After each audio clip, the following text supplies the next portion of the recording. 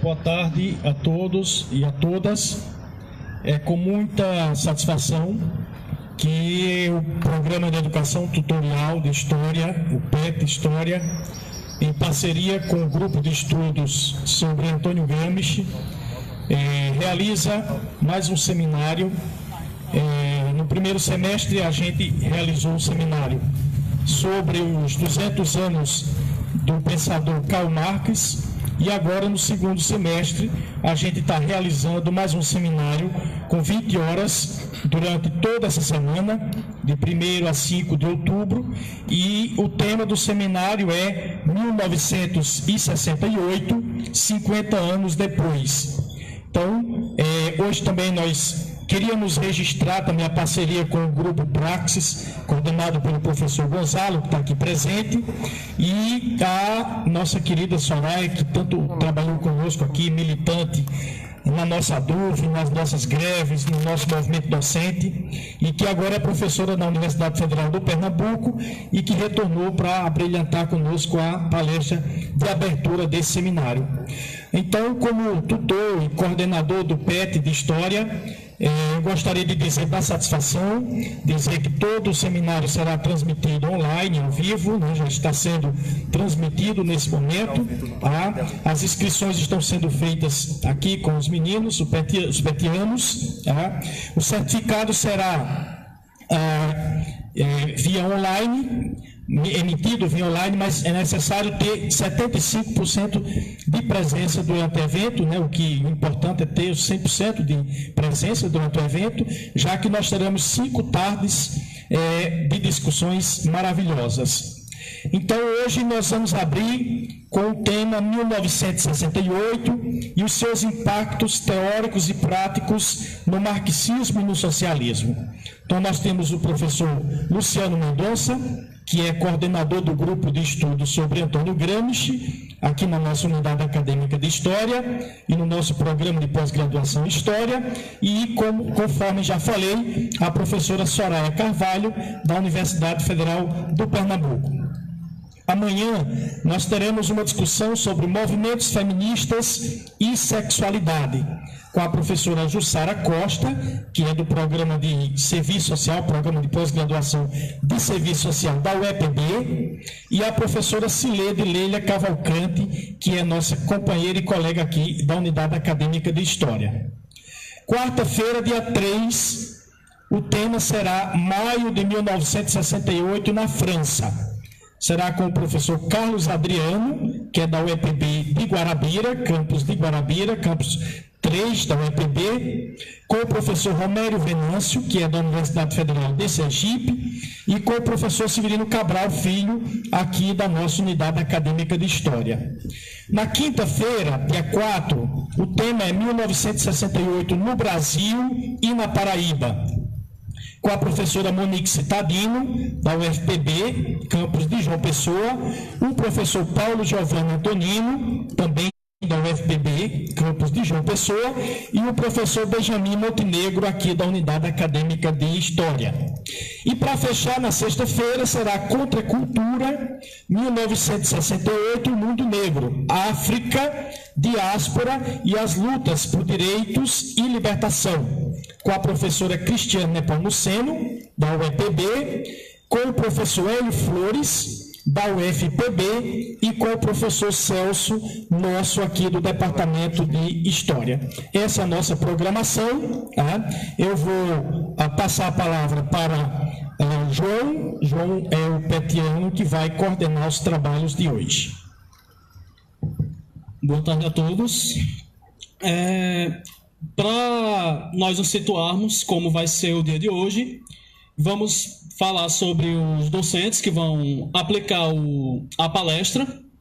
Luciano Mendonça, que é daqui da casa, bacharel pela UFPB, mestre na Universidade Federal de Campinas e doutor pela UFPE, todos na área de História.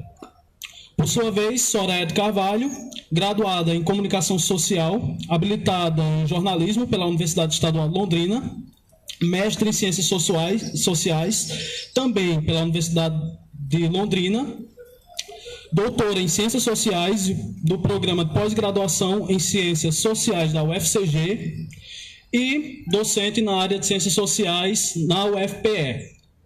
O evento será seguido por duas situações, que vai ser a palestra dada pelos professores e, em seguida, uma roda de debate que vai ser feita com nós todos. 5 perguntas, uma sessão de 5 perguntas que vão ser feitas por vocês para gerar um debate e gerar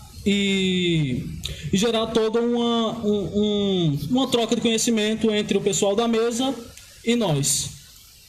Eu gostaria de chamar os professores para a mesa, por favor, dona Soraya e professor Luciano Mendonça.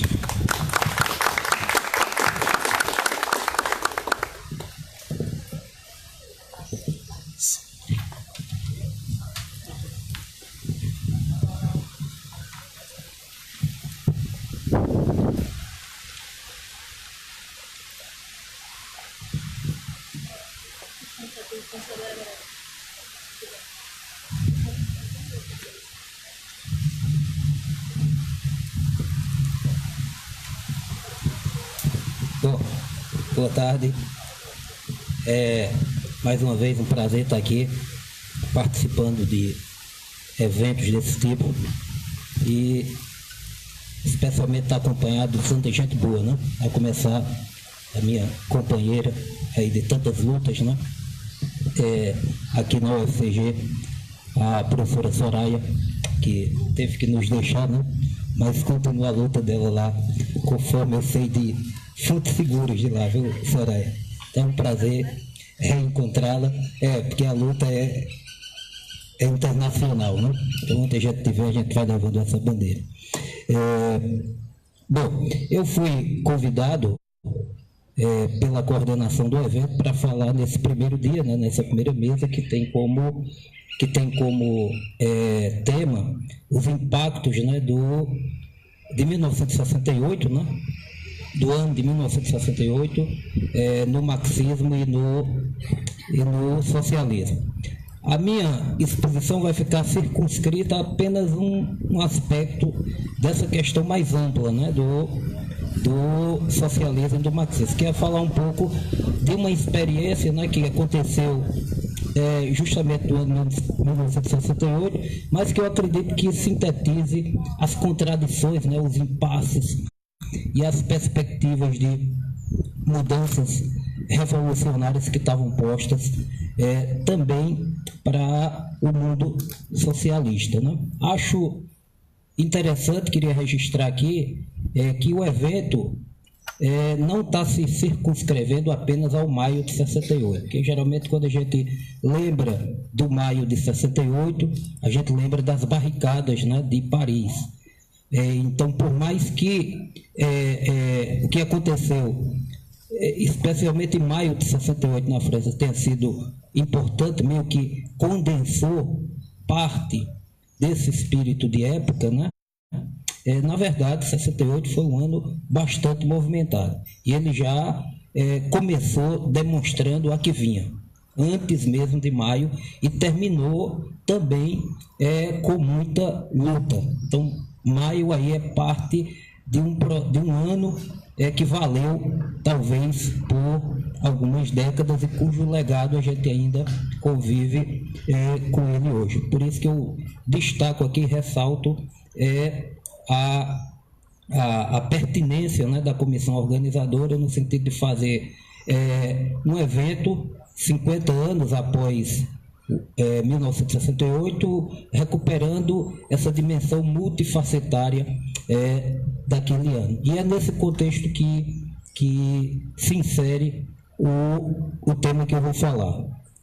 Então, eu fiz alguns slides, né, só para não me perder muito e não extrapolar o tempo, para que vocês possam ir aí acompanhando um pouco a lógica da fala que eu preparei, através desses slides. Então, eu começo aqui, né, partindo um pouco de, talvez, o evento que mais caracterizou a Primavera de Praga. A gente vai voltar ainda a esse termo.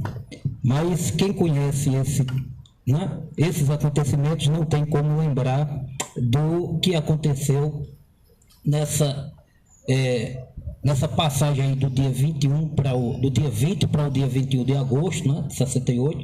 Já estávamos no segundo semestre, né, de 68, muita coisa já tinha acontecido, inclusive na Tchecoslováquia, palco desses acontecimentos, e no mundo. Mas eu preferi começar por esse mote, né, que é talvez o evento mais dramático dos acontecimentos da Primavera de Praga. Foi quando, nessa noite, madrugada do dia 20 para o dia 21 de agosto de 65, as tropas do Pacto de Varsóvia, que havia sido criado em 1948, que era uma espécie de pacto entre os países socialistas, né, tendo à testa a União Soviética, para gerar a defesa política e principalmente militar do chamado campo socialista. Então era uma aliança bélico-militar para manter esses países sob o jugo do socialismo real e particularmente sobre a hegemonia da União Soviética. Então, nessa madrugada, tendo à frente os soldados soviéticos, né, a Tchecoslováquia teve seu território invadido, né, e que, de certa maneira, acabou arrefecendo e praticamente pondo um fim a uma experiência que remontava, pelo menos enquanto acontecimentos, ao final do ano anterior, né? Encerrando, como a gente vai ver daqui a pouco, de forma trágica, uma experiência muito interessante no campo do socialismo e naquela conjuntura de 68. Então, por mais que a gente não possa entender a Primavera de Praga naquele conjunto de acontecimentos, né, em termos de história imediata do ano de 66, né, e, como eu afirmei anteriormente, a Primavera de Praga é parte desse calendário de 68, então a gente não entende o que aconteceu na Tchecoslováquia enquanto movimento político e social, se a gente não entende essa conjuntura que tomou de assalto o mundo de norte a sul, de leste a oeste, tanto no campo capitalista como no campo socialista. Mas, por outro lado, não dá para a gente entender em profundidade o que aconteceu naquele ano, né, naquele momento, na Tchecoslováquia, se a gente não remonta ao próprio processo de formação do mundo socialista, tendo como referência 1917 e, posteriormente, a expansão desse mundo após a Segunda Guerra Mundial. Um pouquinho que eu vou tentar fazer aqui nos próximos slides, né, retomar um pouquinho essas contradições que foram se acumulando e que explodiram em 68, favorecido pela conjuntura daquele ano. Então aí um pouco uma imagem que eu coloquei aí, né, mostrando essa multiplicidade do que foi 68, que não se reduz, portanto, ao maio de 68, por mais que ele tenha sido importante, como a gente vai ver aqui quarta-feira, na sessão dedicada ao maio de 68. Pode passar. Está meio embaçado aí, né? Mas eu acredito que esteja dando para vocês observar. Conforme vocês sabem, falar de socialismo no século XX é falar da Revolução Russa. Não tem como eu aqui nessa exposição detalhar esse processo, primeiro porque ele é em parte conhecido de vocês, e segundo que acho que desviaria um pouco o eixo central aqui da minha exposição, que é falar um pouco da crise desse mundo. Mas, de todo modo, não custa nada lembrar que esses acontecimentos e esse mundo, né, que se constitui no centro e no leste europeu é resultado, direto ou indiretamente, da experiência radical que foi a Revolução Russa de 17. Então, falar em socialismo no século XX é falar da Revolução Russa, que foi, certamente, como a gente viu ano passado no nosso seminário, o maior acontecimento da história moderna, se não da história da humanidade. Então, a Revolução Russa ela liberou energias libertárias que botaram de ponta cabeça o capitalismo. Então, pela primeira vez, né, os trabalhadores tomaram o poder e se dispuseram a construir um outro mundo para além do capitalismo. Né? Essa experiência foi muito rica nas mais diversas dimensões da vida social, da economia, com a socialização dos meios de produção, até aspectos ligados aos costumes, né, e aos valores.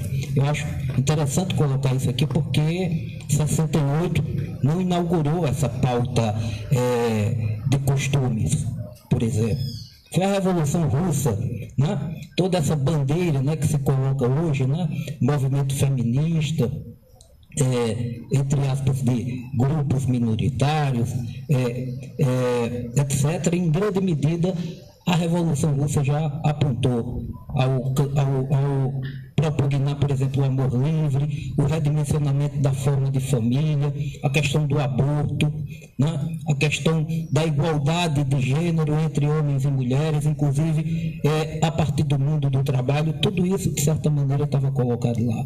A experimentação de uma nova maneira de se conceber a arte, tudo isso a Revolução Russa colocou, inclusive a questão do poder operário através do soviético. Essa experiência extremamente rica, multifacetada, né?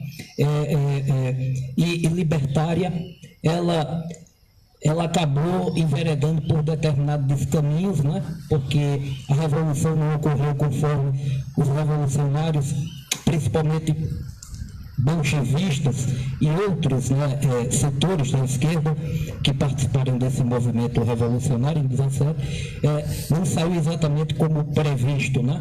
Porque a revolução não extrapolou praticamente as fronteiras da Rússia e ficou circunscrita a um determinado espaço. Houve um certo isolamento, veio a guerra civil e, paralelamente a isso, foi se forjando um projeto dentro da própria Rússia, entre as diferentes facções, em função dessas circunstâncias, mas também por uma nova concepção do curso da Revolução, de circunscrevê-la às fronteiras da Rússia para garantir a sobrevivência da Revolução. Isso acabou gerando consequências enormes, né? E que, de certa maneira, vão chegar a essa conjuntura que a gente fala. Gerando, pode voltar, o famoso fenômeno do stalinismo, né? Que, em outras palavras, acabou burocratizando, cooptando, contendo esse potencial revolucionário, em função das circunstâncias, é verdade, mas também por opção política desse grupo que majoritariamente passou a controlar as instâncias de poder na Rússia e depois na União Soviética, né? Isso coincide com o ascenso do grupo de Stalin ao poder, né? Esse processo segue ainda em aberto até o final dos anos 20 do século XIX, mas no começo dos anos 30 essa tendência vai se consolidando, né? Vai se burocratizando e surge uma espécie de nova casta, né, no poder, que passa a estabelecer novas formas de dominação entre essa casta. Há uma discussão, há uma polêmica se seria uma nova classe ou não.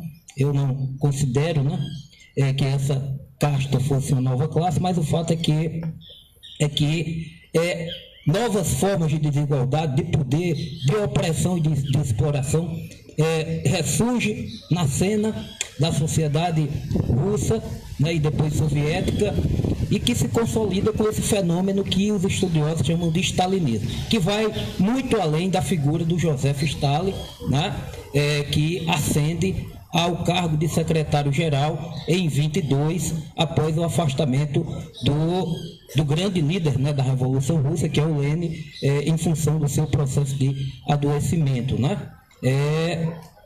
E isso acaba gerando uma série de deformações, né, culminando em expurgos, né, em burocratização, uma série de questões que depois a gente pode voltar a discutir, mas que de certa maneira vai ser um modelo, né, que vai ser adotado por boa parte dos países das chamadas democracias populares, né?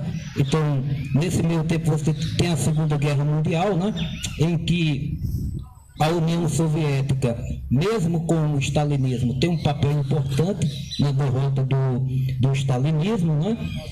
Do nazismo, do nazifascismo. Ela sai fortalecida e naquele pacto, né, entre os vencedores, uma parte do mundo, né, vencido fica sob a égide dos Estados Unidos e seus aliados, né, da Europa Ocidental, e a outra parte fica sob a égide da União Soviética, que ocupa parte desses países do centro-leste europeu, né, que faziam parte, né, de carcomidos impérios, né, que remontavam ao século XIX, como o Império Austro-Húngaro, né, o Império Otomano,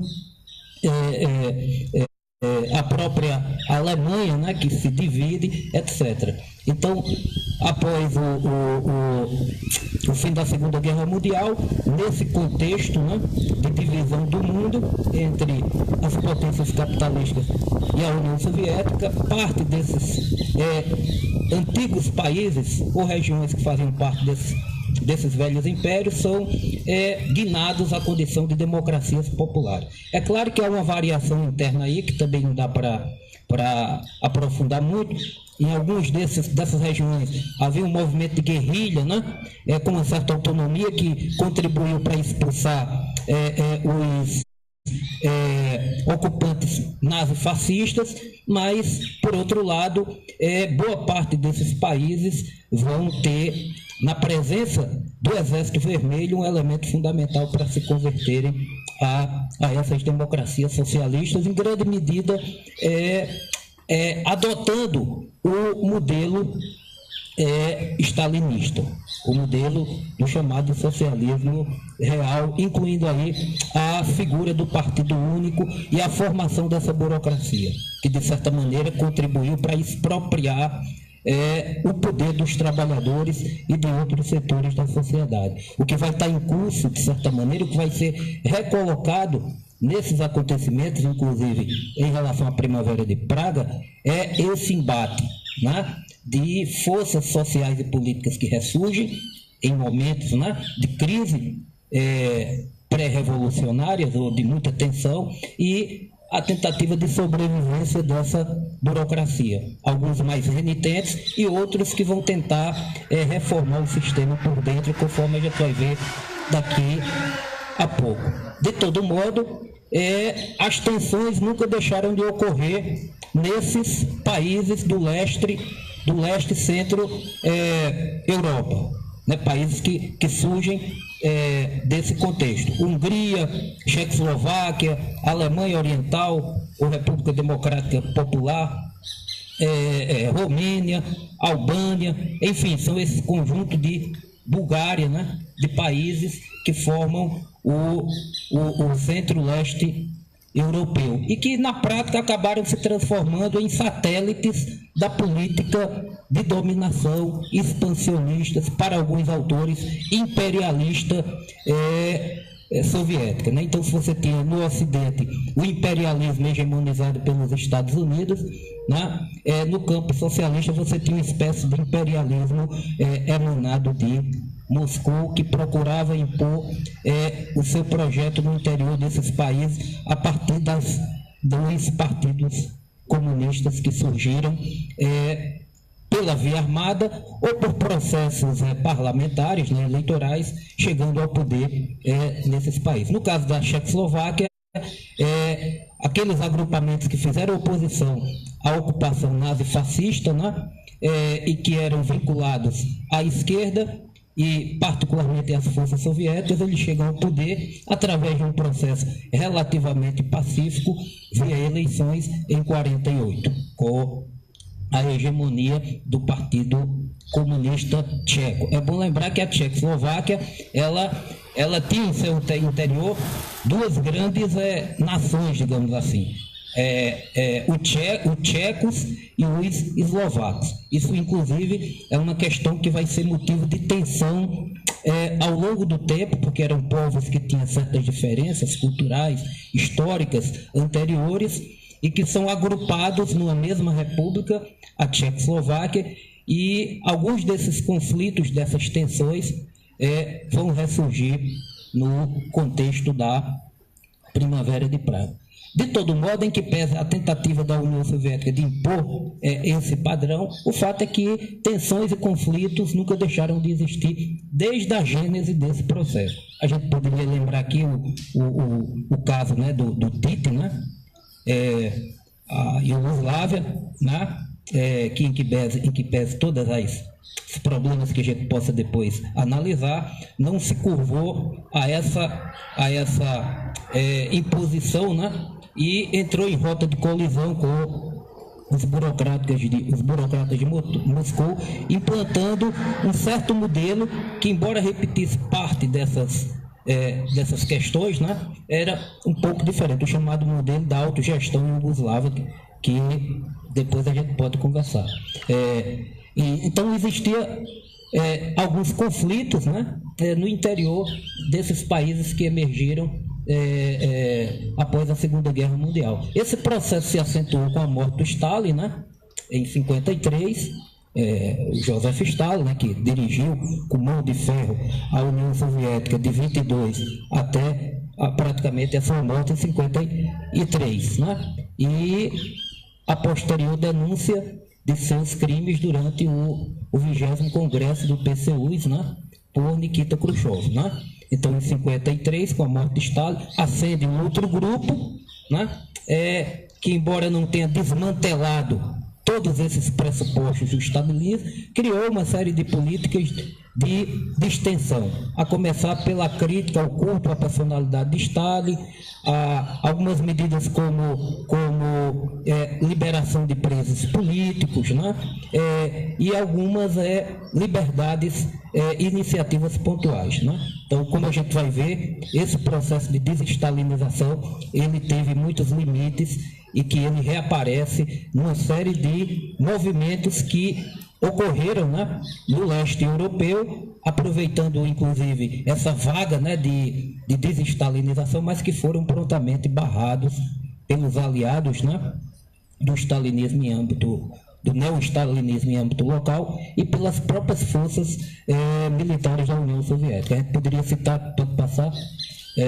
aqui é uma imagem, né, do Khrushchev, né, e ali ao lado dele com o Brezhnev, né, que depois vai substituí-lo nessa política, e é quem vai estar à frente, né, dos destinos da União Soviética quando da Primavera de Praga. Vai ser ele que vai autorizar, após uma reunião dos países do Pacto, né, de Varsóvia, a invasão, a ocupação do território tcheco pelas forças do Pacto de Varsóvia, tá certo? Essa experiência da Primavera de Praga não foi a primeira, né, tentativa de se questionar esse modelo. Eu poderia lembrar aqui rapidamente 53 na Alemanha Oriental, quando houve um levante popular questionando esse modelo burocrático de socialismo, que foi também reprimido. Em 56 a gente tem mais duas novas experiências de contestação a essa influência soviética e a esse modelo de socialismo burocrático que ocorreram na Polônia, né, e principalmente na Hungria, chamada Levante Húngaro de 56, talvez tenha sido até então o mais sério levante que ocorreu no interior desses países, questionando esse processo de burocratização, né, de domínio de uma casta sobre a grande maioria da população, incluindo aí os trabalhadores, a juventude e uma série de setores populares desses países. Então, os episódios de Budapeste, né, a ocupação da Hungria também se encerrou com um banho de sangue com a destituição do líder, né, reformista do Partido Comunista, que tentou estabelecer uma série de políticas liberalizantes no sentido de fazer avançar, retomar um pouco esse espírito do socialismo que ficou lá em 17 tragado pela lógica da burocracia e do stalinismo, tá certo? Então, de certa maneira, a gente pode dizer que o caso da Tchecoslováquia é parte desse processo mais longo, né? A partir de formação de oposições, de insatisfações contra esse modelo hegemonizado na União Soviética e estendido como modelo padrão para o mundo socialista como um todo. Então, foi nesse contexto aí, né, que eclodiu a Primavera de Praga. Que a gente pode considerar, né, até então, a mais séria contestação de hegemonia de Moscou em relação ao mundo socialista até então. Esse processo, né, como alguns autores colocam, não poderia ter começado senão no Partido Comunista, né, porque o Partido Comunista, inclusive tcheco, era o único que estava capacitado para catalisar determinadas transformações. Então, em função dessas transformações, uma ala, né, reformista tenta se colocar à frente desse processo de reforma do próprio sistema. Houve um congresso do partido, né, um ano antes, em dezembro de 67, o chamado 13º Congresso, e foi a partir daí, né, desse congresso que surgiu a figura talvez mais proeminente, né, mais conhecida desse processo da Primavera de Praga, que vai se consumar no ano seguinte, que é o Alexander Dubček, que tinha uma história longa, né? O pai dele era marceneiro, ele trabalhou como metalúrgico, passou alguns anos na União Soviética, participou de todo esse processo de luta contra os nazistas e participou dos primeiros tempos de construção do socialismo na Tchecoslováquia. Ele era da parte, né, da Eslováquia, né, onde assumiu o cargo de secretário, galgando, né, uma carreira que culminou na condição de secretário-geral de todo o PC tcheco, que juntava a República Tcheca e a Eslováquia, tá certo? Então isso se dá ainda no finalzinho de dezembro de 67, com esse congresso, que de certa maneira é a porta de entrada para o que vai acontecer no início do ano seguinte. No dia 5, ele é nomeado, né, é confirmado como secretário-geral de janeiro, né? A rigor, a gente pode dizer que a Primavera de Praga começa, se a gente tivesse que usar o marco cronológico, no dia 5 de janeiro de 1968, quando o Dubček é alçado à condição de secretário-geral. E aí ele vai tentar, captando essa tendência reformista no interior do partido, mas também sob pressão da sociedade. É bom lembrar que no ano anterior também uma série de segmentos da sociedade tcheca começou a se colocar em cena, incluindo aí os estudantes e os trabalhadores, coisa que vai, de certa maneira, aparecer em muitos desses movimentos que vão eclodir em 68, incluindo aí o Maio francês. Então houve uma grande passeata de estudantes, né, questionando o modelo universitário tcheco e outros valores da sociedade sob o império desse socialismo burocrático, que foi duramente reprimida, né, ainda no final do ano anterior. Então é nesse contexto aí de tensões no interior do partido, que era a mais importante instância desses países socialistas. Embora existisse uma frente nacional, né, constituída de um partido social-democrata e um partido de base cristã, na verdade quem mandava, quem controlava a política no Estado, na sociedade e no próprio interior do partido, era a burocracia do Partido Comunista. Só que havia muitas vezes tensões e, dependendo das circunstâncias, você poderia caminhar para um lado ou para outro. Então, a partir dessa conjuntura que uma própria facção do Partido Comunista Tcheco, capitaneada pelo Dubček, resolve enfrentar esse impasse, tá certo? No começo de 68. Então, a partir do anúncio, né, por parte do Dubček de algumas reformas, o que era que estava acontecendo com a Tchecoslováquia à época? Ela enfrentava alguns problemas. Obviamente que os meios de produção todos eram socializados, né? Isso não pode deixar de ser considerado como um ganho, né, de todos esses processos, né?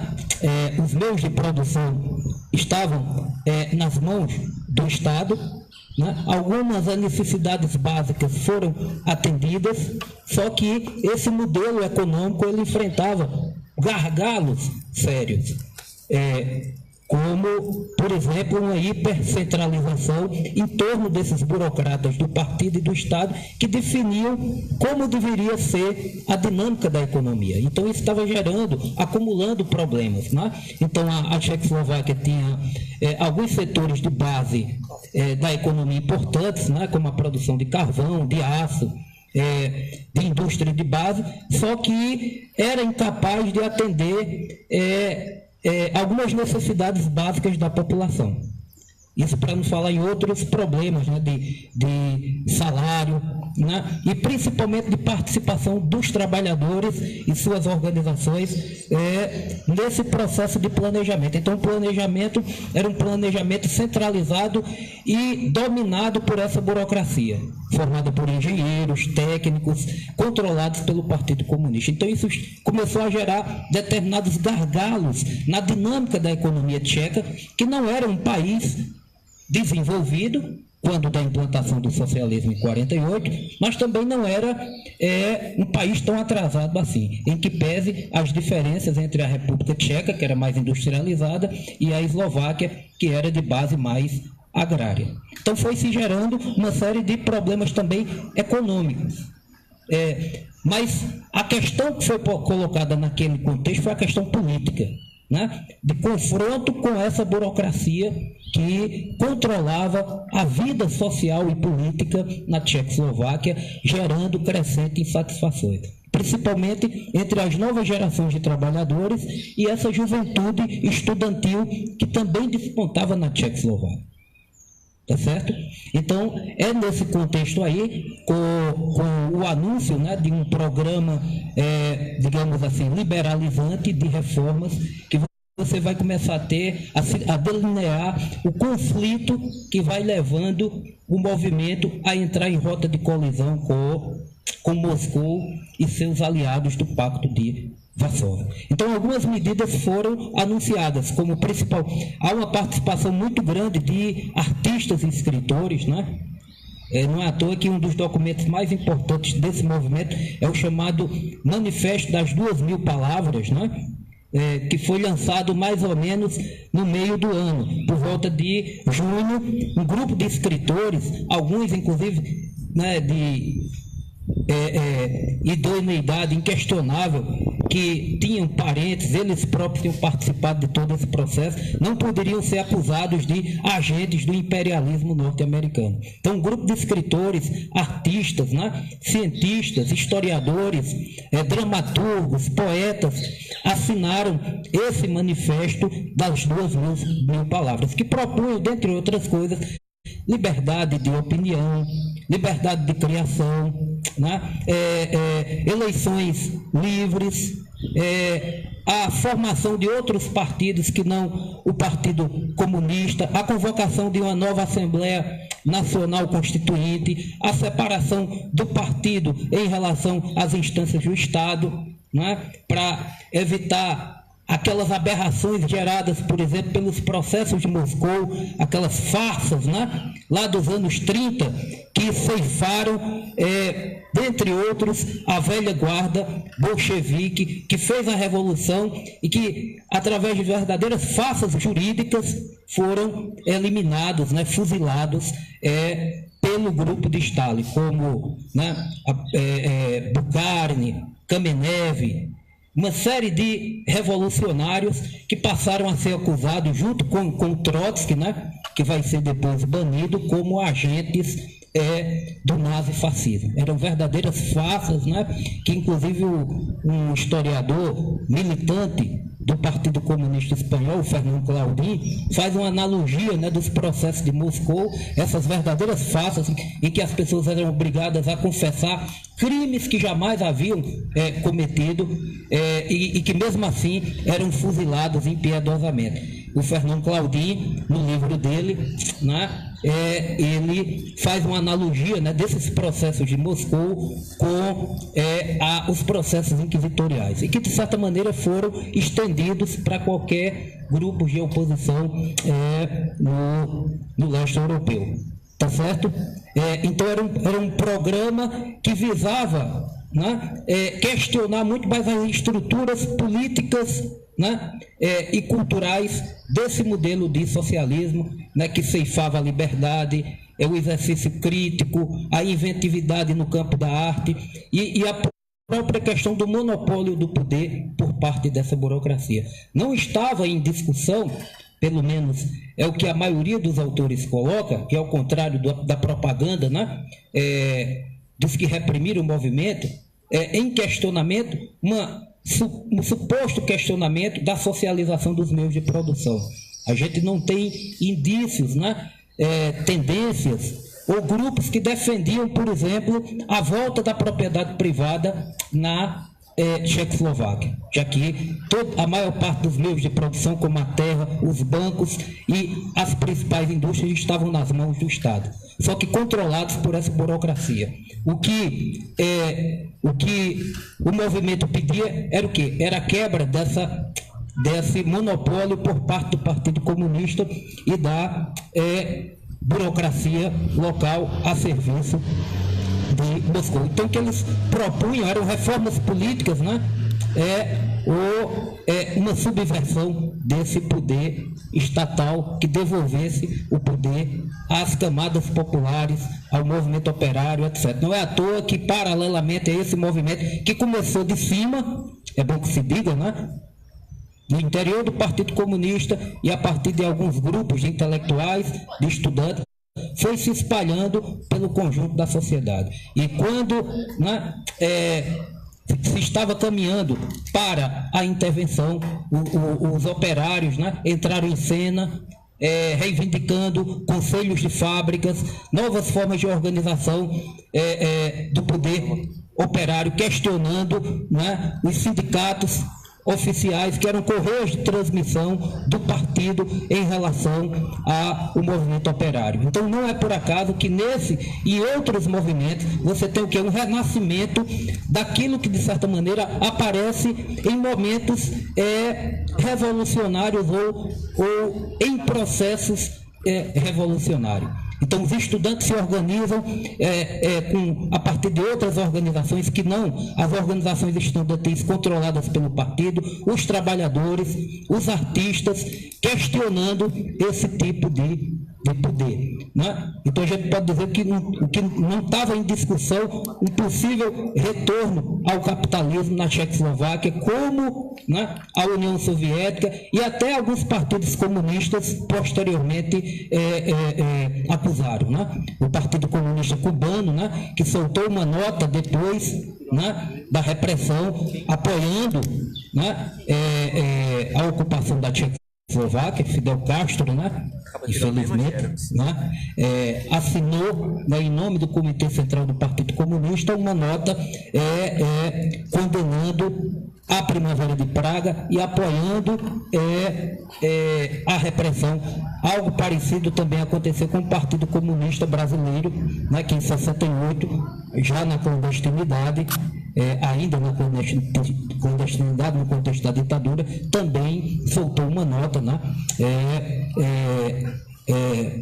negando, né, condenando a Primavera de Praga e apoiando a ocupação soviética. Até porque esses partidos eram, muitos ainda, estalinizados, né, sofriam muita influência dessa política externa da União Soviética. Como meu tempo está acabando aqui, né, então eu falei um pouco do programa, né, depois a gente pode voltar, né, porque houve uma série de polêmicas, mas pela leitura que a gente faz da pauta do programa, que não era uniforme, era diversificado, você tem diferentes grupos, mas nenhum apontava na direção de uma restauração do capitalismo na Tchecoslováquia. Isso foi muito mais uma propaganda utilizada pelas forças russas. O fracasso da experiência tcheca com a invasão de seu território pelas tropas mostrou bem, né, os limites da desestalinização, por um lado, né? Então, a desestalinização anunciada por Khrushchev em 56, de um lado, pode ser vista pontualmente por alguns aspectos importantes, né, principalmente aqueles aspectos mais evidentes do stalinismo, né, como os campos de concentração, as perseguições, etc. Mas, no essencial, né, o poder não mudou muito na União Soviética e nem a sua política em relação aos países do centro-leste europeu e do mundo como um todo, né? Tem uma série de coisas que a União Soviética tomou partido e que, de certa maneira, dificultaram processos revolucionários em curso. Inclusive o que vai acontecer em Paris, como a gente vai ver aqui, a política do Partido Comunista Francês, que era um partido influenciado pela União Soviética, que barrou parte do processo na França que vem em curso, principalmente com as grandes greves de maio, que levou às ruas de Paris mais de 10 milhões de pessoas. Pode passar. Então tem aí umas imagens que vocês não estão vendo muito, né? Aí o Alexandre Dubček, né, acenando para a multidão, que ficou ali entre a pressão dos conservadores do seu partido e a pressão daquelas forças que, de certa maneira, apoiaram esse conjunto de medidas que ele anunciou lá em janeiro, mas que pretendiam talvez ir além nesse processo de mudança, que talvez a sua política não contemplasse totalmente. Então o Dubček fica ali entre os conservadores e a força crescente dos movimentos que ressurgem na sociedade tcheca, principalmente os estudantes e as novas organizações operárias que ressurgem nesse momento. Aí é uma cena emblemática, né? Com a invasão da Tchecoslováquia, não houve um confronto militar entre os dois exércitos, até porque o nível era muito distinto, né? Quer dizer, as forças do Pacto de Varsóvia tinham um arsenal militar muito superior ao que os tchecos poderiam ser capazes de resistir, embora tenha havido resistência, né, dos mais variados tipos. Aí é uma cena emblemática, né, de exército, soldados soviéticos, né, com fuzis, e uma jovem com uma flor, enfim, um cravo na mão, confrontando. Nessa cena ficou emblemática. Mas também, né, muitas cenas de violência ocorreram no curso da ocupação. Né? Segundo alguns levantamentos, pelo menos 23 pessoas morreram em confronto, né, com os tanques de Moscou, incluindo aí esse jovem, né, que se autoimolou, né, em protesto contra a invasão da Tchecoslováquia. Aí não dá para ver muito bem aí, né? Depois eu posso passar os slides para vocês, mas aí a famosa imagem também clássica de um jovem tcheco se auto-imolando, colocou fogo no próprio corpo como um protesto contra a ruptura desses sonhos que a primavera alimentou. Pode passar? Aí outra famosa cena emblemática, né?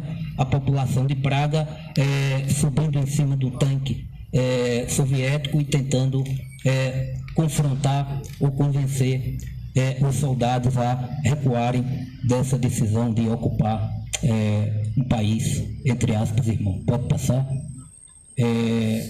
Com a normalização, quer dizer, então, houve o controle e a ocupação da Tchecoslováquia, né, pelas forças do Pacto de Varsóvia, né, que triunfou a partir de agosto, né, e embora o Alexander Dubček tenha permanecido no cargo até o começo do ano que vem, àquela altura dos acontecimentos, o poder dele foi crescentemente esvaziado e no começo de 69 ele foi destituído do cargo de secretário-geral do PC tcheco, tá certo? E começou o chamado processo de normalização, que era uma palavra, né? Uma palavra amena, né? Para caracterizar tudo isso que significou a ocupação, né? Quer dizer, então, depuração do partido, perseguição, né? As mais variadas a essa tentativa de reforma do sistema, principalmente político. A partir da retomada dos velhos dirigentes, né, que foram contra a primavera e que continuaram administrando a Tchecoslováquia de acordo com a lógica da política externa de Moscou e do Pacto de Varsóvia. Um pequeno lampejo de insatisfação contra essa situação, né, mesmo com a normalização, retornou em 77 com um novo movimento capitaneado por intelectuais, né, estudantes, e outros segmentos da sociedade tcheca, né, e que culminou na publicação de um famoso documento chamado Carta 77, né, já em outro contexto, mas que acabou também sendo controlado.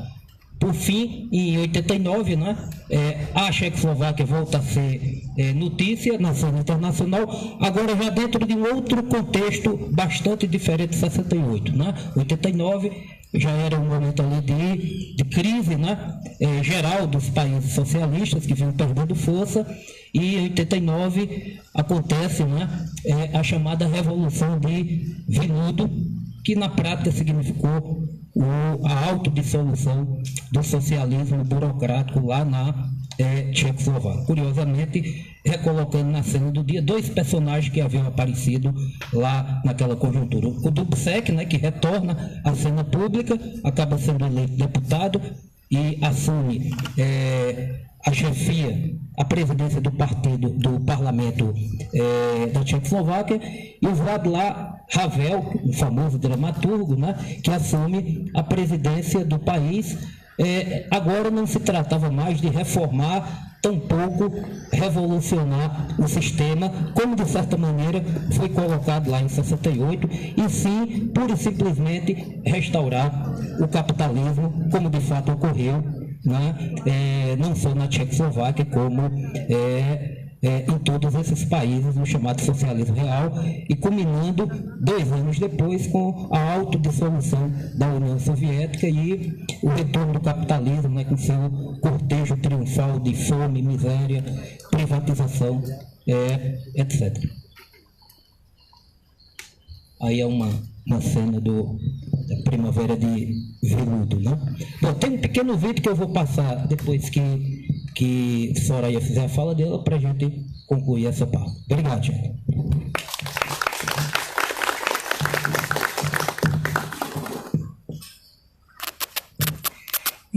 Então, boa tarde.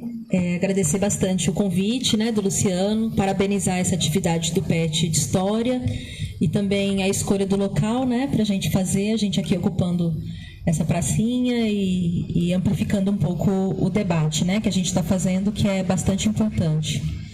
Então, a minha fala, eu vou me centrar mais na relação entre operários e estudantes no maio de 68.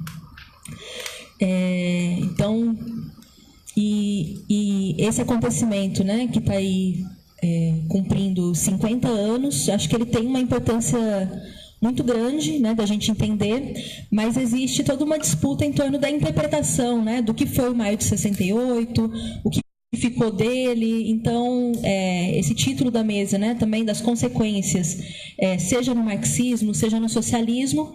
A maneira que eu vou fazer isso é discutir também o que foi esse maio de 68, qual foi a relação estabelecida entre os operários e estudantes.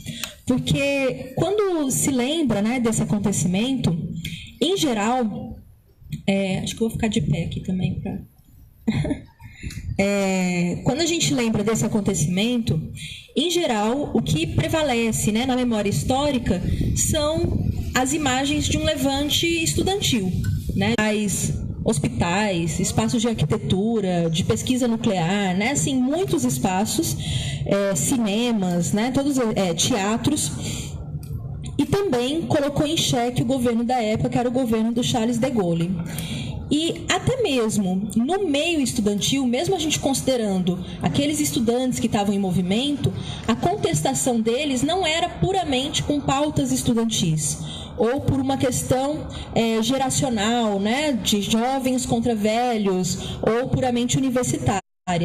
Então, a ideia é a gente tentar refletir por que essa presença, né, operária, né, a exemplo do que o próprio Luciano falou, da gente ter nesse maio de 68 uma greve geral de 10 milhões de trabalhadores na França, ela virá quase uma nota de rodapé nessa história.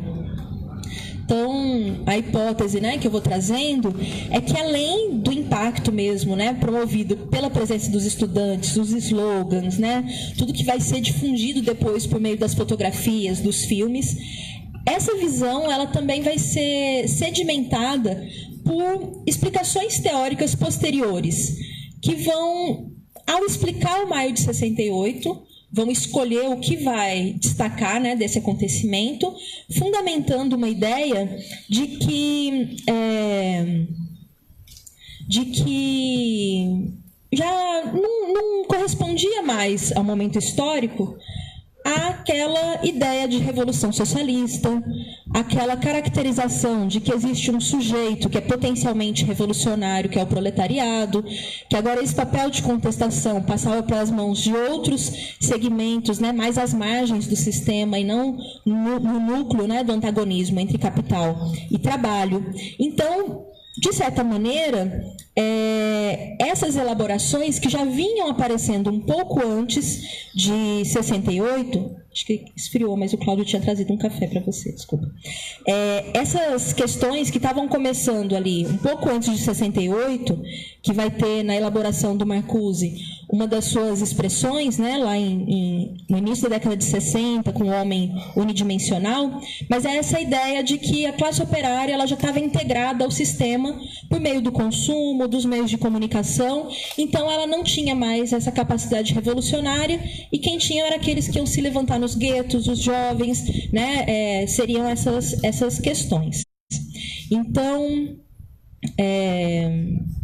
diante disso, né, eu acho que é importante a gente destacar essa relação entre a revolta estudantil, a greve operária, né, que paralisou a França, o choque que se estabeleceu desses jovens e desses trabalhadores com a burocracia sindical, com a repressão policial. Então é interessante que o pessoal montou aqui, né, o varal com as fotos, porque traz alguns momentos também, né? Então essa combatividade e também como que eles se chocaram com o governo do Charles de Gaulle e até mesmo com o próprio sistema capitalista.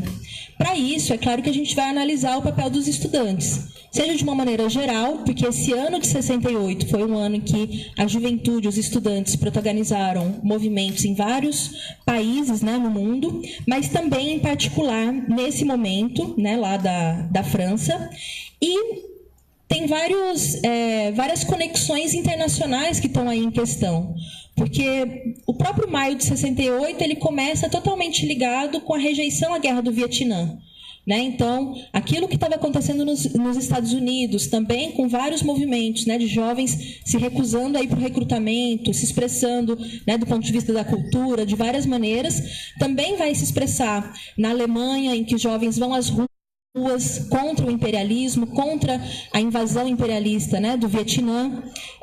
Tem um jovem alemão que é assassinado numa manifestação dessas. Aí os jovens franceses fazem o ato tanto contra a guerra do Vietnã, mas também contra o assassinato daquele jovem alemão. Então a gente vê que tem uma dimensão de um internacionalismo, né, que está presente, uma ideia de que aquilo tinha tudo a ver com o jovem que estava ali na França. Acho que hoje a gente parece até estranho imaginar isso, porque o que está acontecendo na Síria, na Palestina, parece que a gente não tem nada a ver com isso, né? Parece que uma ofensiva que tem sobre a educação pública, uma ofensiva que tem quanto ao direito da previdência, parece que não tem a ver com o imperialismo, né? A gente não junta as pontas, né, de que as coisas estão ligadas. Mas ali eles estavam fazendo esse vínculo. E também isso tinha a ver com uma crítica ao próprio colonialismo desses países europeus. A França, até muito recentemente, ela tinha como colônia a Argélia na França, na África, né? E isso também colocava esse questionamento, né, a esse colonialismo, né, dos países europeus, e também aquilo que o Luciano destacou aqui, essa degeneração burocrática da União Soviética. Então isso vai estar também ali em questionamento. Então a ideia é a gente analisar quais eram as posições que essas vanguardas estavam tendo nesse período, quais eram as direções políticas dos estudantes, porque apesar de a gente ter, né, movimentos de massas, dentro desse movimento de massas a gente vai ver que tem correntes propondo, elaborando, né? Então existe, não tem algo puramente espontâneo, né? O espontâneo e o organizado, eles estão ali convivendo. E também entender, né, como que essa relação entre essas massas em luta com as suas direções, seja dos estudantes, seja dos operários, ajuda a gente a entender o desenrolar dos fatos e também por que essa experiência tão promissora, né, de luta conclui como uma derrota histórica. Então, o primeiro elemento que eu vou destacar é essa questão da presença dos estudantes. Então, a década de 50, para vários países, né, o Hobsbawm, ele fala isso, é como se para muitos ali tivesse acabado, na verdade, a Idade Média, né? Porque é quando começa mesmo a ter uma presença maior das pessoas nas cidades, esse processo, né, do pós-guerra, da reconstrução, da industrialização, isso também, modificações na produção que levam a um aumento da pressão pelo aumento da produtividade. Então, essas modificações no capitalismo nesse período levam a uma maior necessidade de qualificar a força de trabalho.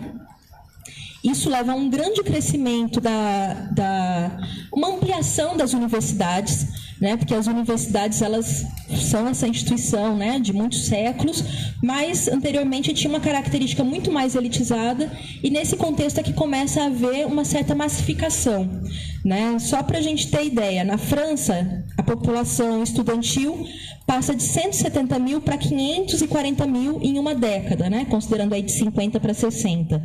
E essa expansão universitária, ela não foi acompanhada de uma ampliação de estrutura. Então, aqueles jovens começavam a ter essa percepção, né, de eles estão entrando, mas não estão entrando como, né, assim, com uma perda, né, do que seria que se esperava de uma universidade, né, onde vai explodir o maio de 68. Era uma universidade bastante jovem, que era a Universidade de Nanterre, que era como uma universidade que foi expandida, né, para um distrito operário. Então, ela tinha essa característica, né, de ser mais precária, né, e também uma percepção dos jovens de que aqueles anos gloriosos do capitalismo, que todo mundo tinha perspectiva de que teria emprego, que estava garantido, não estava mais tão garantido assim. Então, isso, né, tinha esse caldo que vai levar essas revoltas. É claro que a gente não vai explicar, né, o maio de 68 só pelas questões do sistema educacional francês. Esse crescimento da população estudantil também era comum, né, nos países europeus, latino-americanos, e mesmo que não dê para a gente explicar só por esse fator geracional, esse fator estudantil, isso tem essa presença também. né? Não é a primeira vez que os estudantes entram em cena, né? Os estudantes em todos os processos de levantes revolucionários, né? A juventude tem um papel bastante importante, né? A gente vai ver aqui na América Latina, a gente está completando 100 anos da Reforma Universitária de Córdoba, né? Com essa defesa da autonomia universitária. A gente teve, na própria Revolução Cubana, uma importância muito grande da juventude nas universidades no período anterior contra a ditadura, né? Do Fulgêncio Batista. Na Bolívia dos anos 70, uma experiência avançada de articulação também entre operários e estudantes, considerando que eles que deveriam dirigir a universidade. Então, as lutas estudantis, elas estão presentes em vários momentos da história, mas em 68 é como se a gente tivesse um quadro geral de uma grande, né, de um levante mesmo estudantil em vários países. Né? No México, que eles se levantaram contra a realização das Olimpíadas, né? E foram massacrados. Houve um massacre lá de centenas, né, talvez milhares de estudantes lá. No Japão, que a gente, né, nem imagina, nossa, como que será que é o movimento estudantil no Japão? Eles eram extremamente radicalizados. Eles organizavam ações contra alvos militares, né, dos Estados Unidos, bases, presenças militares lá, né, na Itália. Né? Então, em todos os lugares estava tendo essa movimentação entre os estudantes, mas a França... ali na Europa, ela foi esse epicentro, né? Mas a gente vê que isso tinha várias expressões, inclusive essa presença da juventude nesses movimentos, né? Da Primavera de Praga, também na Iugoslávia, né? Em todos esses movimentos. E esses acontecimentos, então, levam a um questionamento sobre qual é o papel dos estudantes na transformação social. Então, não se desconsidera aqui, né, esse papel da universidade numa função de legitimação ideológica, né, de reprodução do sistema, de relação com o processo produtivo, mas também a universidade ela propicia essa vivência coletiva, né, desses jovens. E também a fase particular, né, da vida do jovem é esse momento de definição, né? Então, que às vezes é decisivo você ter contato com determinadas ideias, às vezes é ali que a vida de uma pessoa toma outro rumo, né? Assim, a universidade tem essa característica, que às vezes permite, inclusive, que se rompa com o pertencimento de classe, né? Então, isso tem uma característica interessante das possibilidades, né, dentro da universidade, que se desenvolve principalmente nos momentos de luta, né, que são momentos também de aprendizado e de avanço. Um outro tópico aqui que eu organizei é sobre a explosão da revolta mesmo e os seus antecedentes, né, esse que a gente vai conhecer como Maio de 68. Então, em 68, ainda não dá para a gente falar, né, então tentar encontrar uma raiz de uma crise econômica que estava ali diretamente. A gente estava ainda dentro daqueles anos que o pessoal chama dos 30 anos gloriosos do capitalismo. Porém, já começava a se mostrar que aquele período que veio do pós-guerra, né, sustentado com a destruição que a guerra promoveu e a reconstrução posterior, ele já estava com alguns sinais de esgotamento. Então, já estava tendo, né, contradições com queda da taxa de lucro a partir de 66, estava se preparando o colapso daqueles acordos de Bretton Woods, né, com crises das moedas, crise do dólar, que depois vai ter a grande crise do petróleo lá em 73. Mas é como se essas contradições já tivessem ali se manifestando. E, ao mesmo tempo, você tinha uma sociedade francesa que estava sofrendo várias modificações, mas que não correspondiam ao sistema político que estava colocado ali, né? Com aquela figura do de Gaulle, uma forma, né, de governo um regime político bem autoritário, reacionário, paternalista, né? E de um governo que já estava há 10 anos lá, né? Então, de Gaulle já estava desde 58 governando. Essa explosão estudantil de 68 vai ser inaugurada, na verdade, não em maio, mas em 22 de março, nessa Universidade de Nanterre, como eu estava comentando, num movimento dos estudantes se manifestando em relação à guerra do Vietnã. Mas desde 66 que estavam tendo movimentos nas universidades francesas contra a guerra do Vietnã. né? Então, tinha esse contexto que eu estava comentando, né, do que estava acontecendo lá na Alemanha, nos Estados Unidos, e também esse contexto de rejeição ao colonialismo, que foi algo que marcou bastante essa geração. Então, além disso, tinha uma crítica a reformas universitárias que estavam acontecendo naquele momento, desde 1967, e também não estava nesse processo tendo só manifestações estudantis. Desde 60, estavam acontecendo movimentos bastante radicalizados da classe operária. Então, teve uma greve geral belga, né, que durou de 1960, teve essas greves gerais em 60, 61, e greves radicalizadas, gente, não é greve, faça de conta que você foi doar sangue e mostre para o patrão, não é isso, não. Né? Era greve para valer, do pessoal ir, né, assim, as ações, né, eles faziam barricadas, ataque às estações de trem. Em 67, também, vários jovens operários de vários distritos franceses fizeram greves com ações radicalizadas de ocupação. Na Alemanha Ocidental também isso estava acontecendo, e até mesmo protestos rurais de camponeses estavam assumindo uma forma de batalhas campais. Então, esses elementos anteriores são importantes assim, para a gente analisar que o espontâneo nunca é puramente espontâneo. Ele tem a ver, né, com um clima que está se forjando, com movimentos que estão acontecendo, ou então, porque quando no maio de 68 a juventude, a classe operária vão recorrer a métodos que vão ser considerados violentos, né, inclusive pela burocracia do Partido Comunista Francês, aí fala, são os infiltrados que estão fazendo. Mas você viu uma sequência de radicalização em que essa questão da ação direta, às vezes de quebrar uma estação de trem, de fazer coisas, isso já estava sendo usado. Então, eram métodos que a própria classe já estava usando. Então, a minha avaliação é que é impreciso a gente dizer que a revolta estudantil desencadeou o levante operário, porque tinha influências anteriores também, que faziam um caminho inverso, né, de greves e ações radicalizadas dos trabalhadores que contribuíram para o clima que se gestou no maio de 68. Então, a Universidade de Nanterre, ela ilustra bastante isso, porque estava no distrito operário. Lá, quando os estudantes se mobilizaram, a reitoria fechou o campus, mandou a polícia para cima dos estudantes, e isso era considerado uma afronta, porque se tinha uma ideia de defesa da autonomia universitária, que quem tem que definir os rumos dessa instituição é a própria comunidade universitária. Então, lá se levava mais a sério essa ideia de que a polícia não tem que entrar no campus, né?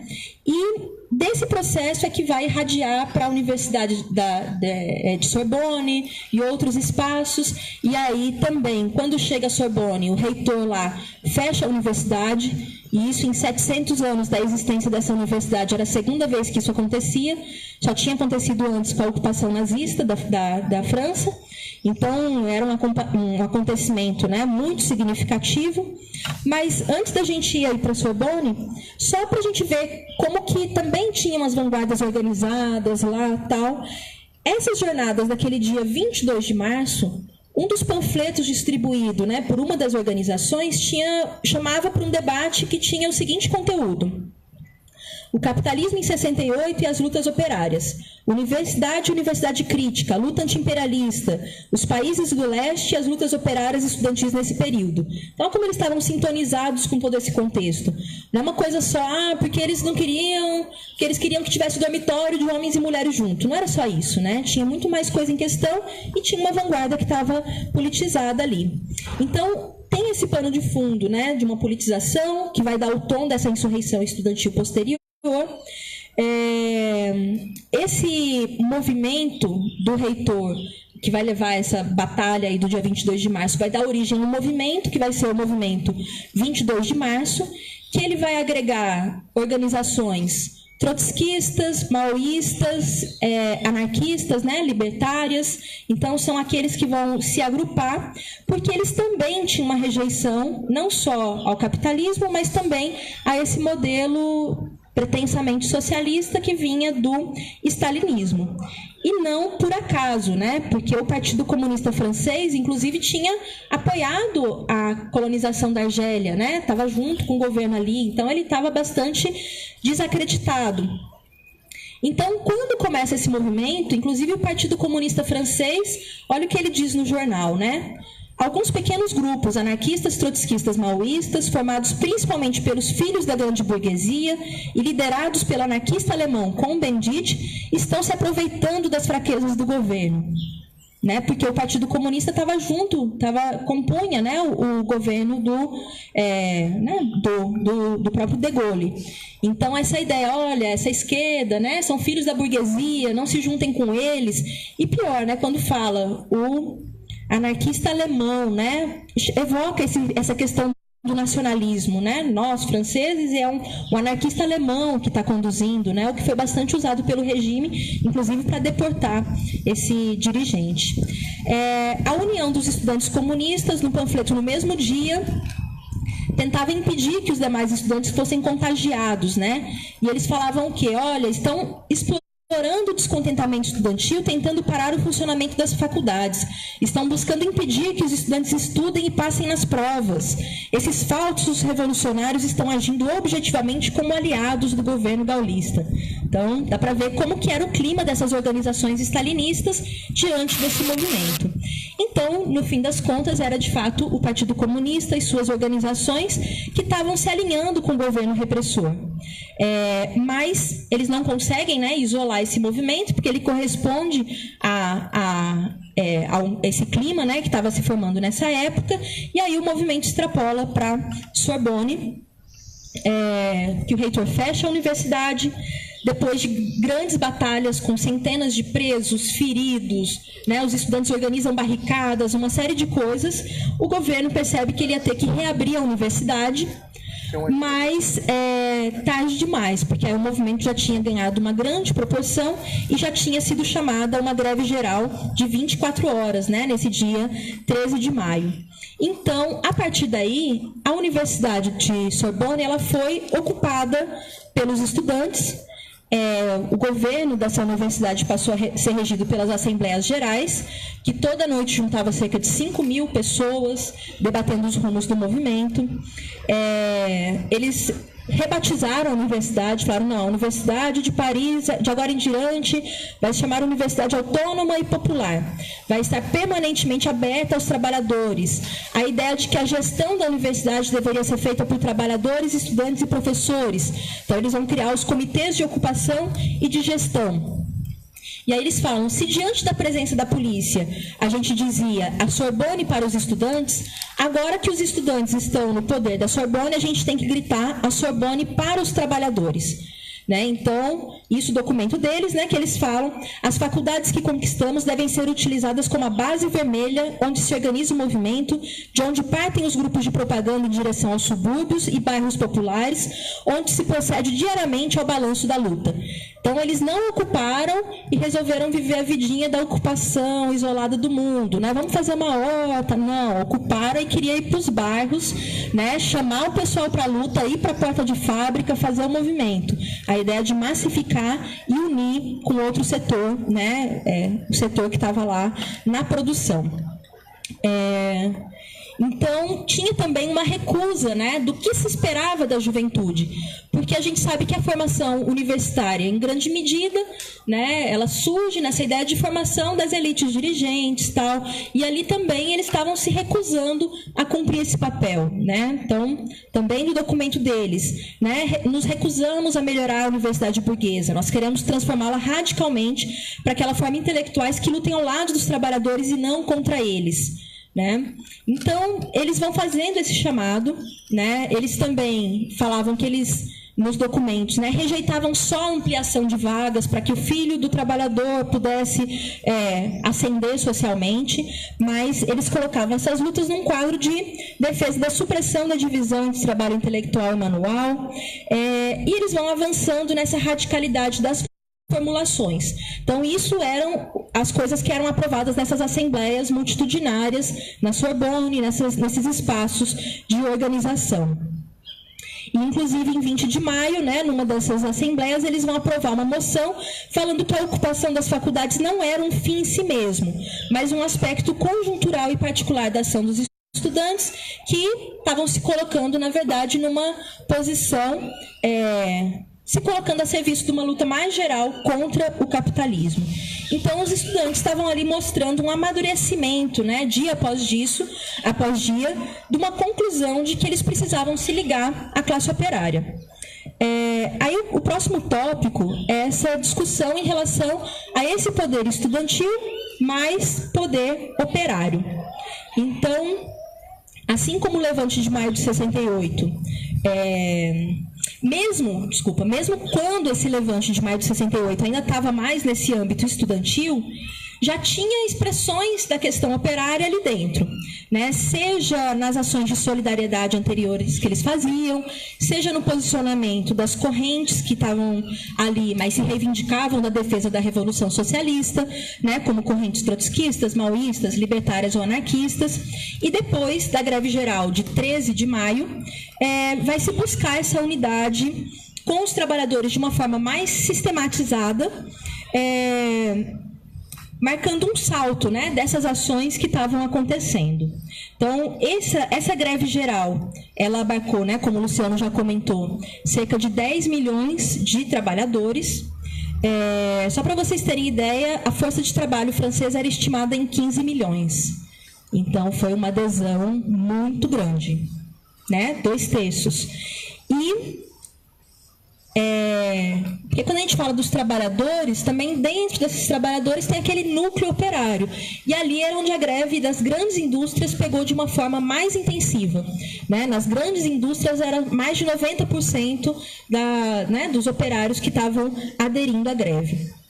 Então, aquele esforço que o Partido Comunista Francês, por meio das suas organizações, incluindo a Central Geral dos Trabalhadores, a CGT, estavam tentando separar os estudantes dos trabalhadores, os estudantes tentavam o tempo todo desfazer essa ação. Então, eles iam para a porta de fábrica, distribuíam manifesto, vendiam seus jornais, faziam chamados à unidade lá com seus megafones. Foram criados comitês de ação trabalhador-estudante, que eram organizados também a partir de assembleias diárias. Houve várias greves com ocupação de fábrica, como da Renault. Algumas greves aconteciam, inclusive, com sequestro dos diretores. Isso é interessante, tem inclusive uma hora que tem um dirigente do Partido Comunista dando uma entrevista numa rádio e liga alguém e a pessoa se identifica e fala: olha, eu sou um diretor que estou aqui há 4 dias dentro da fábrica porque me prenderam aqui.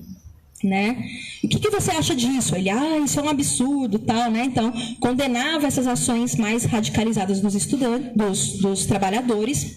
Então, não foi feito com orientação, né, do partido, do sindicato, mas, na verdade, contra essas direções. E essas ações estavam se espalhando, né, de ocupações. Então, ferrovia, aeroporto já estava paralisado. A burocracia sindical ficava preocupada com essa unidade cada vez maior entre estudantes e operários. 16 de maio, né, não era 1 e 2 que ia na porta de fábrica. Por exemplo, 16 de maio, 1.000 estudantes foram às fábricas da Renault, que tinham deflagrado a greve em uma das cidades. E a CGT falava que era contra a ingerência externa, por isso não deixava os estudantes se aproximarem. E também vai ter toda a discussão, como que é essa aliança, né? Então tem organizações que vão falar, não, é uma aliança, mas tem a prioridade dessa classe operária, tal. Então tem toda essa discussão que vai acontecer. E até mesmo os estudantes, quando falavam que estavam ocupando a universidade, eles falavam, nós estamos ocupando porque nós estamos usando um método da classe operária, que é a ocupação. Então, quanto mais próximo do movimento operário, maior a radicalidade e a politização dos estudantes e maior o risco que eles apresentavam para a burocracia sindical e para o governo, e até mesmo para o sistema capitalista. Então, não significa... a gente viu que os trabalhadores eles tentaram e conseguiram em vários momentos passar por cima das direções burocráticas. E os estudantes também nos seus slogans colocavam lá as fábricas para os operários, poder operário, poder aos trabalhadores. E isso colocava também, porque a postura que a direção sindical vai tentar é restringir o movimento a reivindicações econômicas imediatas. Mas o que estava se colocando ali era uma coisa muito mais geral. E essas ocupações, elas tinham vários elementos de muita criatividade, né? Por exemplo, os trabalhadores que ocuparam uma fábrica que produzia equipamentos de comunicação. Eles pararam tudo, mas continuaram produzindo o walkie-talkie, né, que chama? que era aquele, tipo, não tinha celular, né, gente? Era um rádio, assim, que a pessoa se comunica à distância, que era para ajudar os grevistas e os estudantes a coordenarem. Então, eles continuaram produzindo, mas aquilo que eles queriam produzir de acordo com a necessidade da luta. Teve uma fábrica bem interessante também. Eles montavam barricadas, às vezes montavam barricada para impedir que a burocracia sindical chegasse, né, dentro da fábrica, né, nos estaleiros, né, os trabalhadores se recusaram a fazer uma pauta de luta imediata, porque o sindicato queria isso porque conseguia quebrar, né? Mas não, a gente está junto com todos os trabalhadores da França e os estudantes no movimento muito mais geral. Quando vinha a polícia antidistúrbios, né, que o pessoal chamava CRS-SS, mostrando vínculo, né, com o nazifascismo, às vezes até para reprimir os estudantes, operários montavam piquetes para proteger também os estudantes. Então, tinham várias ações de solidariedade e junção. E um exemplo de uma fábrica de cimento bastante interessante é que os operários fizeram uma assembleia para demitir o diretor da fábrica. E aí, o setor patronal, assim, era tamanha autoridade do movimento que o setor patronal falou assim: vocês podem repetir a votação, porque eu acho que a contagem não deu certo. Ou seja, reconhece que ali estava o poder de decisão. Aí eles repetem a votação e o diretor é demitido. Aí mandam para outra filial. Chega lá, os trabalhadores fazem uma greve de solidariedade e falam: ele não entra aqui não, né? Então, também, quando Charles de Gaulle, para tentar bloquear o movimento, ele vai fazer um plebiscito, né? Essas coisas, vamos participar todos agora, tal. Aí ele fala que vai fazer um plebiscito, só que os trabalhadores se recusam a imprimir as cédulas. Então, isso mostra, assim, né, que não tem fim da classe operária, tudo que produz, né, é essa classe operária. Então, quando tem essa classe decidida e organizada, ela consegue colocar, né, ela tem um poder incrível mesmo, né? Então, eles se recusam, e não só eles se recusam, como trabalhadores de outro país se recusam também a imprimir em solidariedade, né, da Bélgica, se recusam a imprimir em solidariedade aos trabalhadores franceses. Os gráficos, né, que imprimem os jornais, eles chegaram a modificar uma manchete do Le Figaro, né? Porque são eles que fazem o negócio, né? Ou se recusaram a imprimir o La Nation, porque tinha um conteúdo prejudicial à greve. Na Citroën, os operários entregaram os caminhões que estavam sendo produzidos lá para ajudar no abastecimento das cidades. Então, teve algumas cidades que ficaram sob controle do comitê de greve por uma semana, né, por tempo assim, e os trabalhadores começaram a organizar o abastecimento, a questão do combustível, a creche, né, para os filhos dos grevistas, né, organizavam toda a vida da cidade. Então, isso aconteceu em mais de uma localidade. Ou estabelecia relação direta com os agricultores para garantir o abastecimento de alimentos. Então, são várias experiências bastante interessantes, e essa febre da ocupação não tinha limite. Atingia médico, arquiteto, ator, astrônomo, pesquisadores, engenheiros, cientistas, até a igreja. Teve jovens católicos que ocuparam a igreja e falaram: não, a gente quer debate em vez de missa. Então, assim, era um negócio de grandes proporções mesmo. A rádio estatal, o festival de cinema de Cannes, né? Então, o festival de cinema ia acontecer e o pessoal: não, a gente não vai fazer isso não, vamos, né, fortalecer o movimento. Então, esses elementos estão mostrando o quê? Que tinha um embrião ali de dualidade de poderes, né? Um outro poder que se erguia ao lado desse poder da classe burguesa, da classe dominante. E, inclusive, tinha esses elementos de solidariedade internacional, né? Então, isso, os belgas vão se recusar a imprimir as cédulas do plebiscito, porque se os franceses não querem, eles não vão furar a greve dos franceses. E também várias solidariedades, vários momentos de solidariedade, tipo, tinha uma greve das ferrovias. Os trabalhadores belgas, né, que estavam ali do lado, eles chegavam na fronteira da França, paravam o trem, não iam mais, mesmo eles não sendo franceses, mas para não eles serem agentes né, não eram eles que iam furar essa greve. Então, essas experiências embrionárias colocam que tinha uma tendência ali para a classe operária organizar a produção, tomar nas suas mãos o seu destino. Decidir o que produzir, como produzir, definir o ritmo da produção, e também isso levava a um questionamento da própria propriedade privada, não só do seu controle. E mesmo depois de 68, outras experiências nesse sentido continuaram a acontecer, né, de forma mais fragmentada, mas tem esses registros. Agora, se todas essas experiências foram realizadas sem uma direção política firme, né, pior ainda, tiveram que ser realizadas contra uma direção política que tentava segurar a classe operária, isso leva a gente a pensar o quê? Que essa direção é desnecessária, ou que, se tivesse uma direção firme, combativa, classista, isso teria ido muito além. A minha análise é que a espontaneidade é muito importante, porque ela tem a característica da criatividade das massas, desses elementos. Mas ela tem esse limite, né? Como centralizar, como avançar, como ir adiante, né? Então, inclusive, na própria tradição leninista, não tem essa oposição entre o espontâneo e o organizado. O Lenin, né, no Que Fazer, ele falava que o espontâneo ele é o embrião do consciente, é o embrião da organização. Então, mas a gente vê que as massas podem até lutar espontaneamente, elas dão as suas vidas, elas buscam, né, a solução dos seus problemas, mas a falta de uma direção consciente leva essas experiências a derrotas. Né? Porque, para enfrentar as classes dominantes, o seu aparato repressivo, sua ideologia, elas precisam ter um programa próprio, uma análise da realidade, né? Como enfrentar os problemas, né, que os trabalhadores percebem tal, e as questões mais gerais. Então, dessa experiência de 68, dá para a gente ver que faltou uma direção resoluta que pudesse contribuir para o amadurecimento daquelas tendências revolucionárias que já estavam se manifestando ali instintivamente. E a espontaneidade foi importante, né, diante daquela estrutura sindical e partidária esclerosada, mas essa constatação não elimina os limites para que, dessa forma, a classe operária, em aliança com a pequena burguesia do campo e da cidade, pudesse derrubar um Estado especializado, centralizado, com um forte aparato repressivo.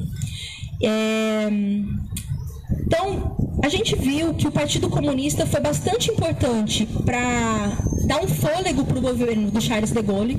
Até mesmo na Enciclopédia Britânica, o verbete que falava sobre maio de 68 colocava isso, porque o governo ele chegou numa situação de estar bastante cambaleante, muito enfraquecido. E esse papel de contenção, de restringir o econômico, né, foi fundamental. E o Partido Comunista, na época, ele era bastante significativo, né, ele tinha cerca de 350 mil membros, ele tinha, né, a direção dos maiores sindicatos, da Central de Trabalhadores, era, né, assim, estava ali presente em várias áreas da economia, tinha acumulado um prestígio na ação da resistência, né, na Segunda Guerra Mundial, mas ele tinha usado esse prestígio para já se vincular a vários governos burgueses, né? Então, o líder do Partido Comunista tinha participado do primeiro governo do pós-guerra, né? Então já tinha esse caminho, né, de conciliação e, é claro, né, a identificação com essa vacilação em relação à condenação do Vietnã, uma série de coisas, e todo o peso das denúncias do Khrushchev, lá de 56 também, que é uma coisa que o Marcuse fala, né? Porque isso leva a uma crise, né, dos movimentos, porque ele fala, defender o socialismo era como defender um crime, né? Defender isso, porque os processos de Moscou, o próprio dirigente do Partido Comunista da União Soviética vai falar que os processos de expurgos do Stalin vão levar ao assassinato de 20 milhões de pessoas, né, nessa perseguição política. Então, de fato, né? Então, pesa nesse momento... Já deu 5? Não. Ah, tá. Não, porque se deixou aqui, eu não sabia se já tinha dado ou não. Então, a gente vê, né, como nesse processo da greve geral, o Partido Comunista ele também tentava, né, limitar, né, falar que era coisa de provocador, o pessoal que queria avançar mais em relação a essa greve geral. E, inclusive, ele vai tentar fazer negociações, né, com o governo para colocar fim. Mas ele não consegue colocar fim a esses movimentos, né? Vão ter os acordos da Grenelle, né, que era o nome de uma rua, em que o dirigente da central sindical, né, que era um dirigente do partido, ele vai negociar com o governo. E ele chega, olha, gente, consegui várias coisas boas. E os trabalhadores falam que não, que eles não iam aceitar aquelas migalhas econômicas, né, em troca do movimento. Então, os próprios jornais da época, né, a manchete do dia seguinte da negociação era CGT incapaz de induzir grevistas a retomarem o trabalho. Então, eles estavam fazendo esse esforço de acabar para a greve.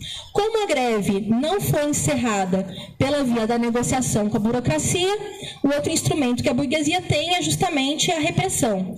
Então, só nas fábricas da Renault foram 4.000 efetivos da polícia antidistúrbios, né, para desmontar a greve. Os estudantes foram lá, né, para tentar ajudar a montar os piquetes, organizar. E aí, qual que é o jornal da Central Geral dos Trabalhadores falava o quê? Denunciava os bandos organizados militarmente que intervieram lá. Esses bandos militarmente organizados não era a polícia, eram os estudantes, que, né, esses sindicatos estavam combatendo. E os operários sempre, né, diante da negativa dos sindicatos deixarem os estudantes falarem, eles falavam, não, tem que deixar falar, né? Então colocava esse elemento. E, é claro, né, bastou que o movimento começasse a perder força para que a via da repressão se acentuasse, né? Então vão ser combinados, né, meios de pressão, repressão, difamação, desinformação, tudo para canalizar o movimento para uma via do reformismo e do parlamentarismo.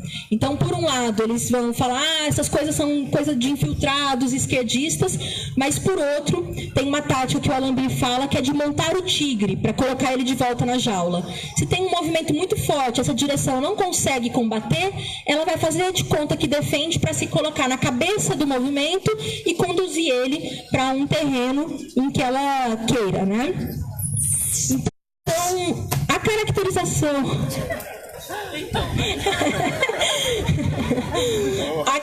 uma performance aqui. A caracterização é que nesse momento, né, do maio de 68, né, a gente vê esses elementos que colocam que ali estava se gestando uma situação pré-revolucionária. Por que pré-revolucionária?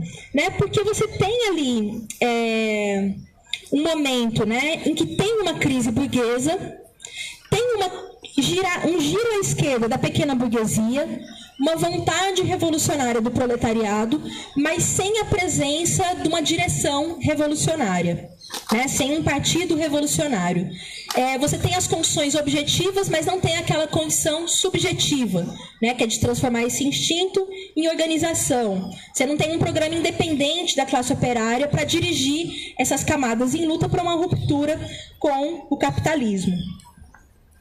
O governo, percebendo a radicalidade, ele elaborou planos de encarceramento em massa, né? Então, eles estavam estudando como transformar o estádio, né, de inverno num grande campo de concentração, colocar umas 20 mil pessoas lá.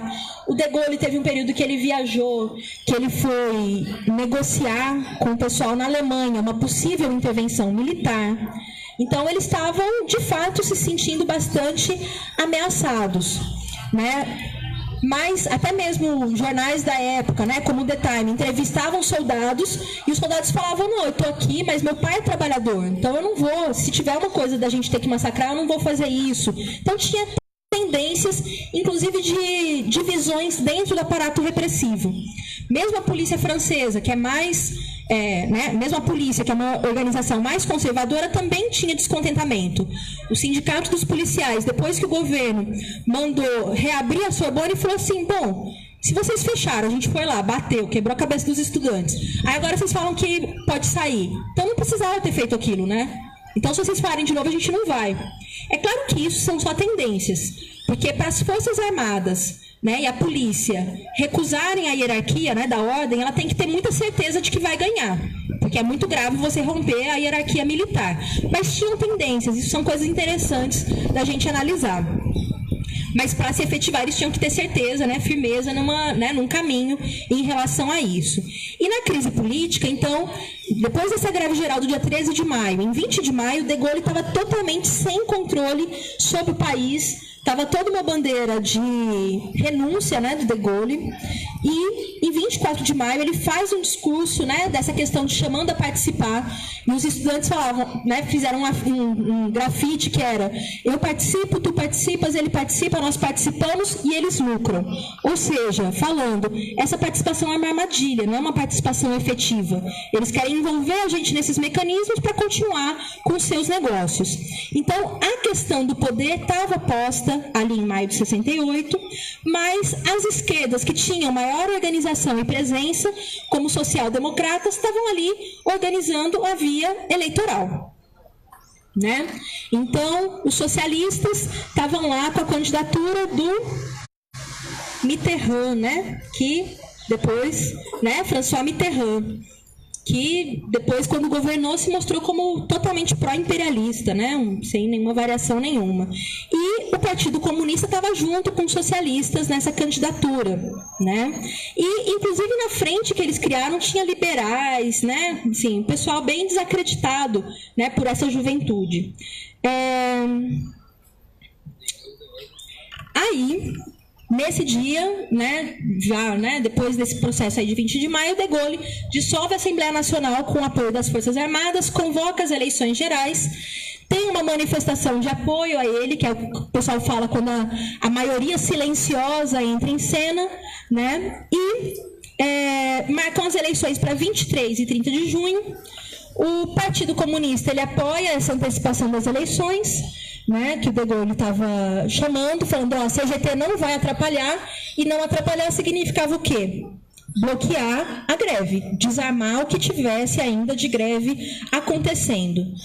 Vai ter, então, um deslocamento do poder, das decisões, das ruas para as urnas, que é o terreno que vai dar vantagem à direita, e com a ameaça, né, do perigo comunista, desses elementos, vai se mobilizar os setores rurais, né, e daquela maioria silenciosa.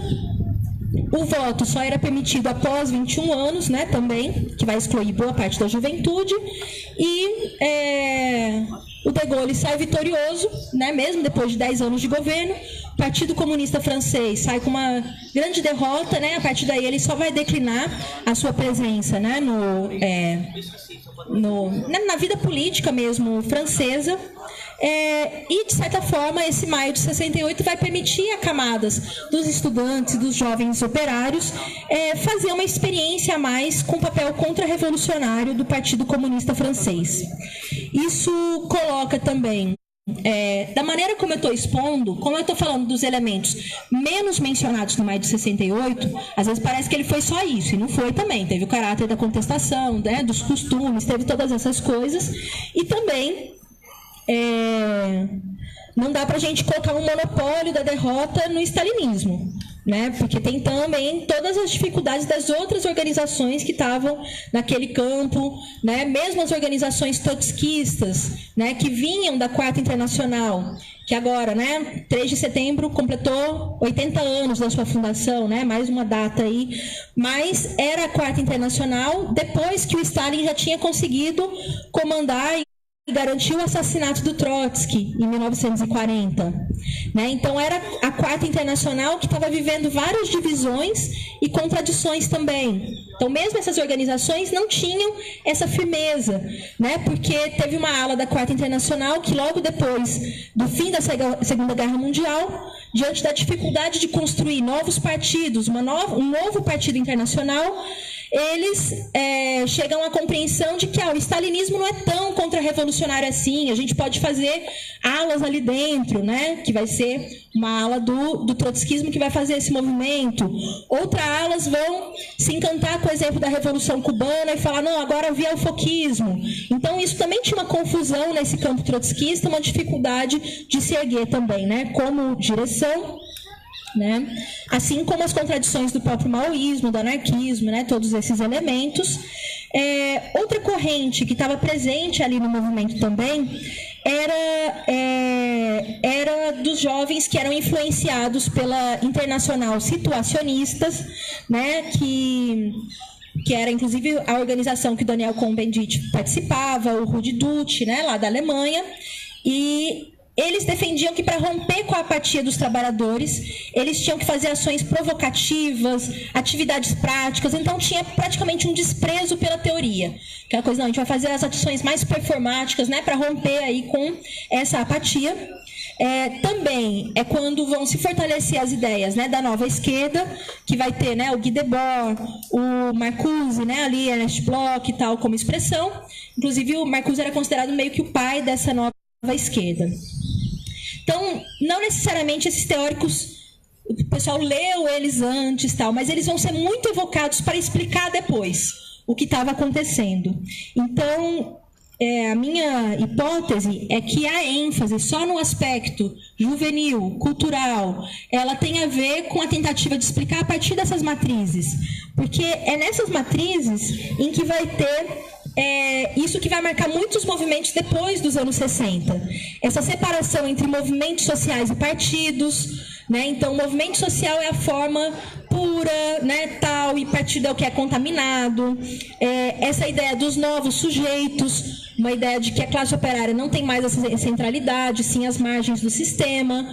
Então, não é que é a classe operária sozinha que vai fazer as coisas, mas no capitalismo tem um antagonismo entre burguesia e proletariado, né? Que tem a ver com a produção. Tanto que a gente vê o quanto é diferente o impacto de uma manifestação de outros setores, uma greve na própria universidade, de uma paralisação da produção efetivamente, né? Então tem esse peso, né? Essa possibilidade, essa ideia de que há novas pautas, que o próprio Luciano estava comentando, que não necessariamente são novas pautas. A questão da opressão sobre a mulher sempre foi tema da elaboração dos revolucionários, antes de Marx ainda, com socialistas utópicos, porque é a expressão da opressão de classe, né? Então sempre estava ali. A questão da sexualidade, a primeira Internacional fez debate sobre amor livre, né? A segunda Internacional teve posicionamento em relação à condenação do... Como que é aquele que escreveu o Retrato de Dorian Gray lá? Oscar Wilde, né?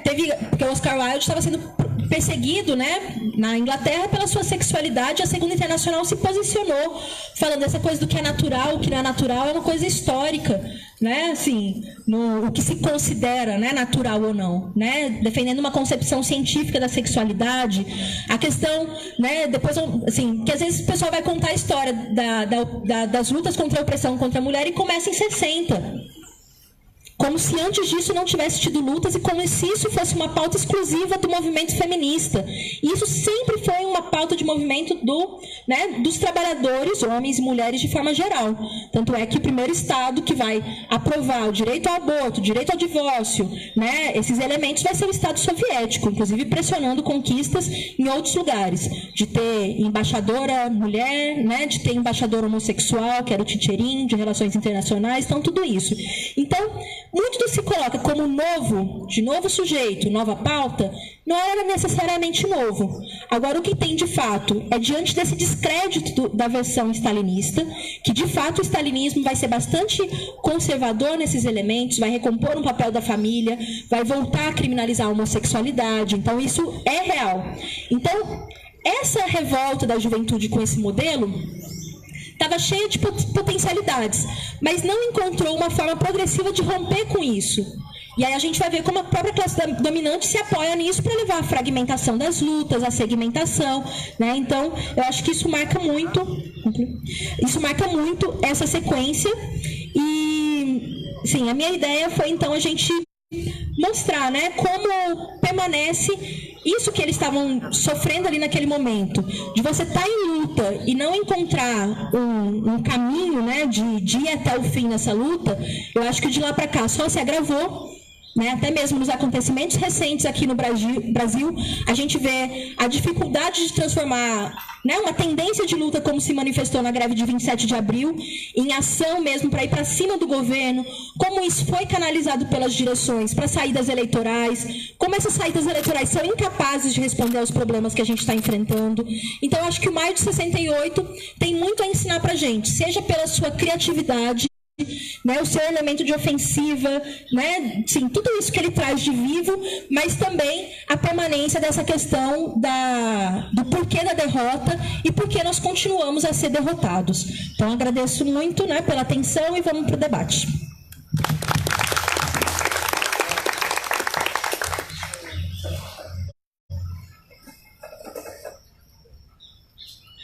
Chama o Rodrigo, por favor.